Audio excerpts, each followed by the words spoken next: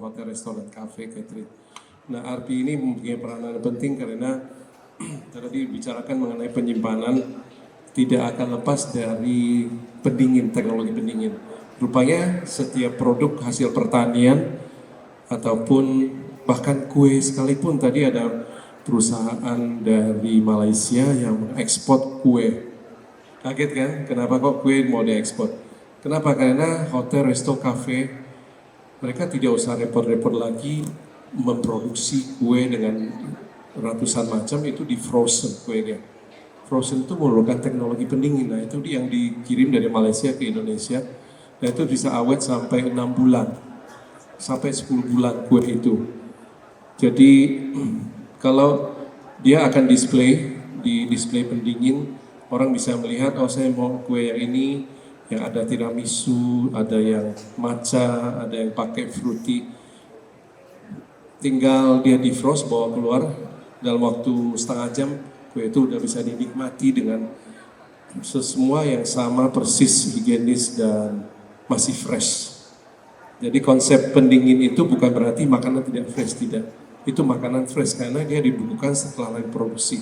Nah, ini hari ini bicara mengenai bawang putih. Jadi semua makanan minuman itu bisa perlu dan bisa dibekukan, ya. Dan bekunya beda-beda. Kalau untuk kue beda lagi ya Pak ya. Suhunya beda lagi. Nggak bisa kue sama ini beda. Penyimpanannya juga beda semua. Jadi terima kasih kepada Arpi dari Crystal Exhibitions dan timnya, Bapak Hayasni sebagai ketuanya, ada Pak Iwan Yahya, para narasumber. Thank you. Sekali lagi sukses. Nah, Bapak Ibu, kita lakukan sampling. Misalnya dari satu kontainer kita ambil 10 karung, ya. Dari setiap karung kita belah bawang putihnya, Bapak Ibu. Kita lihat bagian dalamnya, gitu ya.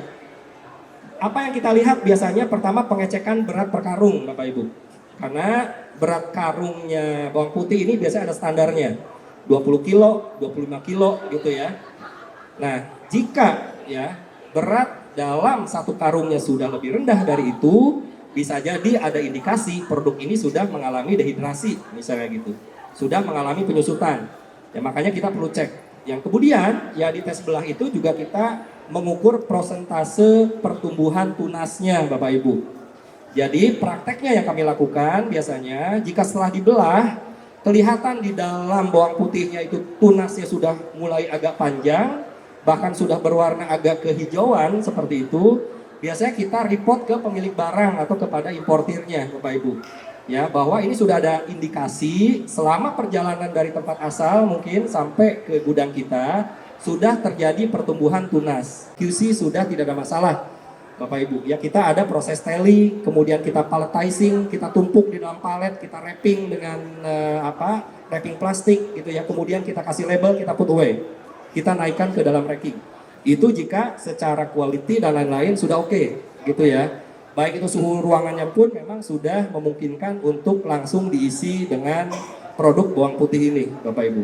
Nah, kenapa perlu ada pengkondisian suhu? Sekali lagi, bawang putih ini produk yang masih hidup dan dia bermetabolisme. Kalau dia bermetabolisme, bukan hanya dia mengeluarkan uap air, Bapak Ibu, dia pun mengeluarkan panas. Gitu ya, makanya ya sarana penyimpanan bawang putih jika tidak ditunjang dengan cooling system yang baik, gitu ya, pasti akan bermasalah. Makanya kita perlu menggunakan ya kompresor cooling system yang bisa memenuhi standar ya, bisa menjaga suhu di -1 sampai dengan -3 minimal seperti itu. Oke, next.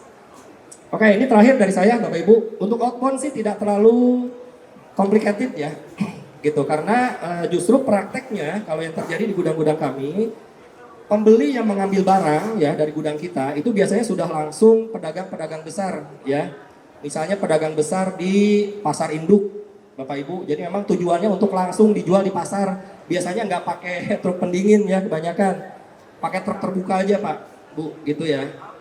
Kecuali ya jika produknya ini akan disimpan lagi di tempat lain. Contoh misalnya ya pembelinya adalah pabrik gitu ya, misalnya Indofood yang beli, maka dia akan disimpan lagi di gudangnya mereka sendiri. Itu biasanya mengambil menggunakan truk berpendingin. Tetapi kalau pedagang ya yang membeli, yang mengambil produknya gitu ya, maka dia biasanya menggunakan truk biasa saja ya. Selain lebih praktikal juga pasti biayanya lebih murah Bapak Ibu. Toh mau langsung dijual juga di pasar. Biasanya mereka argumennya seperti itu, tidak perlu pakai truk berpendingin yang harga sewanya lebih tinggi. Oke, mungkin Bapak Ibu yang saya hormati, untuk sementara mungkin dari saya seperti dulu ya. Terima kasih banyak untuk perhatiannya. Assalamualaikum warahmatullahi wabarakatuh. Silakan Pak Hengki. Yang cukup tinggi nilai ekonominya. Ini menjadi perhatian dunia ya, nggak cuma Indonesia, bahkan badan-badan dunia termasuk asosiasi ataupun pembuat standar mengeluarkan standar.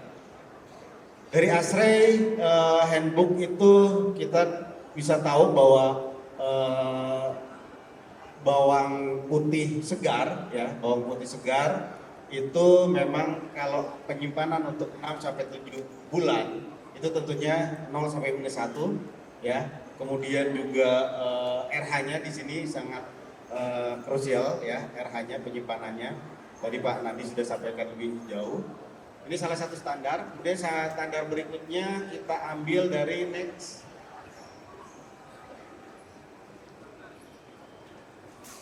Ya, standar berikutnya Badan Dunia FAO ya, Food Organization itu juga mengeluarkan standar. Dia ada dari tahun 2007 dia sudah membuat operasional bawang putih ya. Di sini terlihat -1 sampai 0 untuk lebih lama 9 bulan, 0 derajat 6 sampai 7 bulan. Tentunya memang standar ini bisa langsung diaplikasikan ke setiap negara, tetapi juga bisa juga harus penyesuaian seperti tadi Pak Nadi. Di Indonesia mungkin yang curah hujan cukup tinggi, kemudian kelembaban yang berbeda dari standar yang mungkin dibuat di FAO, ya tentunya maksimal di 0 masih bisa direkomendasikan. Di sini terlihat bahwa RH-nya ya, relative humidity penyimpanan kalau lebih dari 70% tentunya ya itu meningkatkan potensi untuk pertumbuhan jamur ya dan kerusakan-kerusakan lain yang memang inilah penyimpanan bawang putih ini memang menjadi concern-nya kita. Next, satu standar lagi yang kita bisa menjadi acuan ya, USDA Handbook 66 ya, Commercial Storage Fruit and Vegetables sama. Jadi untuk bawang putih segar, baik itu yang sudah dikeringkan atau belum, itu di -1 ya, di -1 yang paling cocok dengan RH 60-70%. Nah di sini mungkin USDA lebih detail memperkirakan atau menstandarkan bahwa jika temperatur itu di bawah 20 itu hanya sanggup 3-4 bulan, tapi dengan syarat itu pun di 5 sampai dengan 18 derajat itu sangat cepat perkembangan masalah jamur tadi ya, juga pertumbuhan tunasnya. Jadi di sini tidak direkomendasikan untuk penyimpanan lebih dari 5 bulan.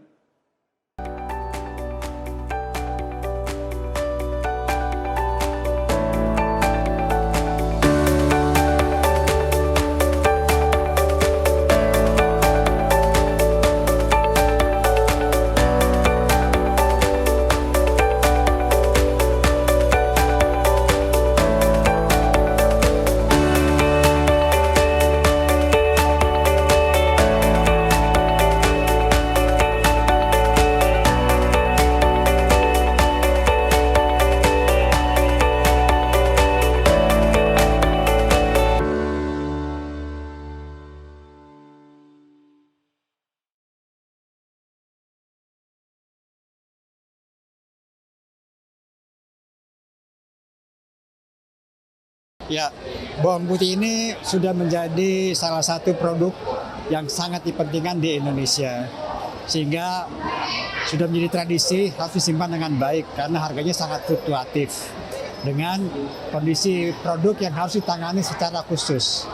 Karena itu ARPI sangat berperan sekali bagaimana untuk menjaganya, bagaimana menyimpan dan mengirimkannya ke semua produsen-produsen maupun konsumen yang akan menyebarkan ke seluruh area di Indonesia. rantai pendingin menjadi peranan penting di dalam hal menjaga kualitasnya ini. Karena itu kami minta kepada pemerintah supaya lebih khusus lagi di dalam hal membuat regulasi-regulasi terhadap hal-hal yang menyangkut harga pangan nasional ya. Bawang putih merupakan salah satu produk yang sangat mempengaruhi harga makanan di Indonesia.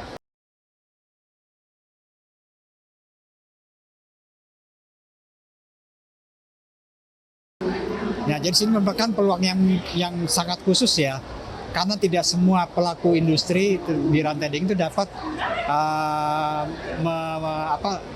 dapat menjadikan peluang ini menjadi suatu bisnis. Hanya beberapa pemain logistik aja yang mampu menanganinya. Jadi kita perlu kolaborasi antara importir, kemudian antara transportasi, antara penyimpanan.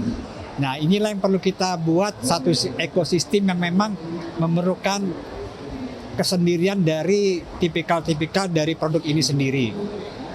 Jadi peluang ini sangat besar sekali.